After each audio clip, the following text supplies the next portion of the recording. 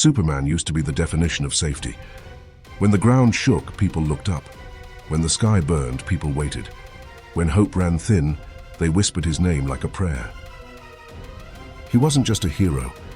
He was proof that power could be gentle, that strength could be kind, that a god could choose restraint every single day. That's why the universe broke when he died. He didn't die in front of cameras. There was no final broadcast, no desperate speech, no last-minute rescue. He died far away, beyond familiar stars, holding together a collapsing cosmic engine that fed on entire solar systems. The Justice League begged him to let go. He refused. He smiled, said it was his choice, and then the light erased him. The engine stopped. The universe survived. Earth mourned for a while. Monuments were built. Stories were told. Children were taught to look at the sky and believe in something better. But grief fades, even for gods. New heroes rose. Old ones retired. The world adapted. Superman noticed. He noticed when death didn't take him where it was supposed to. He woke up somewhere cold and empty, under a red sun that drained what little strength he had left. There was no heaven, no darkness, just awareness, endless awareness. He remembered everything, the cheers, the love, the moment the universe accepted his sacrifice and kept spinning without hesitation.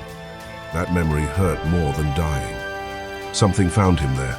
Not a being, not a voice, but an idea that wrapped around his thoughts like gravity.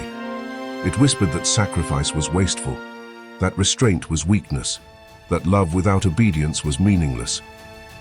When he finally returned to Earth months later, people called it a miracle. They should have called it a warning. He looked the same, the cape, the smile, the calm voice, but the way he watched the world had changed, not with admiration, but with calculation, like a problem that had been left unsolved for too long. At first, no one complained. Wars ended overnight. Missiles were dismantled mid-launch. Crime vanished from cities that had never known peace. Dictators were removed and left alive, stripped of power and identity, forced to watch the world continue without them. Superman didn't punish, he corrected. He told the world that freedom was inefficient. That choice led to suffering, that fear existed because humanity insisted on governing itself. He promised safety in exchange for obedience, and most people accepted gladly. After all, who would say no to Superman? Charles Xavier felt the shift like pressure behind his eyes. As a telepath, he sensed something tightening across the planet. Not panic, not rage, silence. A mental quiet that felt forced, unnatural, like holding your breath for too long. This wasn't evil, it was certainty. The X-Men gathered, men and women, young and old, powerful and uncertain. Cyclops studied footage of Superman hovering above cities, speaking calmly as governments dissolved beneath him. Storm felt the atmosphere react to his presence, clouds forming and dispersing against their will. Jean Grey stayed quiet, her thoughts brushing against something vast and hollow. Wolverine finally said it. He's not wrong, he's just done. Deadpool leaned back in his chair. So let me get this straight. God died, came back emotionally unavailable, and now wants to run the universe. That tracks. No one laughed. The first meeting was not a battle. Superman chose Kansas, open land, no civilians.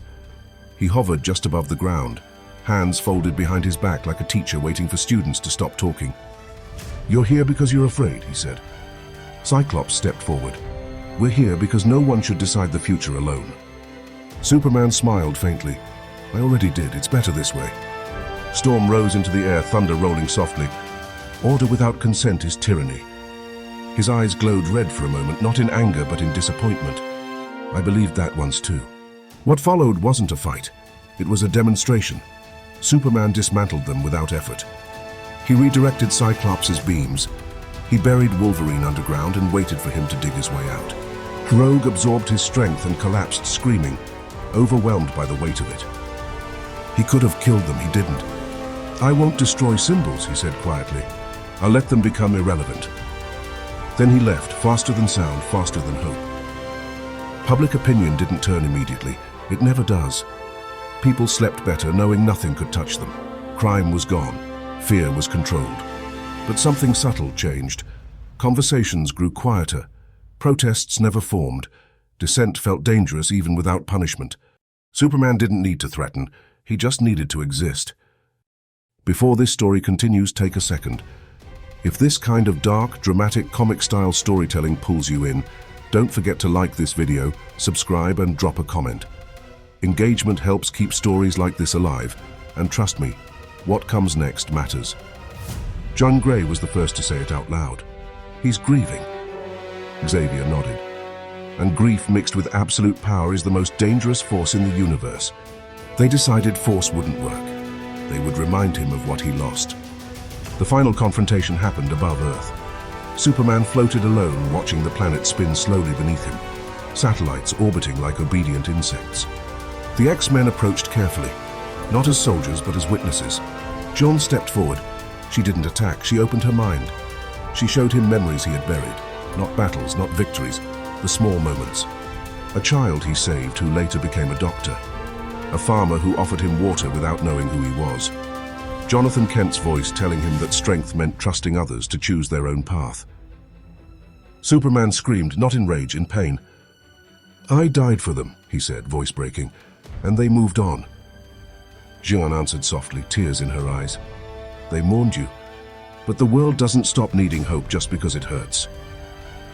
The whispers that had guided him since rebirth faded. The certainty cracked. For the first time since he returned, he looked unsure. He knelt, not defeated, human. Superman didn't surrender. He didn't ask forgiveness. He stepped away. Left Earth in the hands of those willing to protect it without owning it. The X-Men didn't replace him. They didn't rule. They stood watch, flawed, divided, human enough to doubt themselves. That's why the universe trusted them. Somewhere under a yellow sun, a man in a cape learned how to listen again. And the world remembered that heroes are not defined by power, but by the choice to let others be free. If you enjoyed this story, don't forget to follow, subscribe, like, share, and comment your thoughts.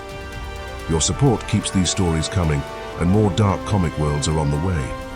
Because in the GrimVerse, heroes fall, but stories never die.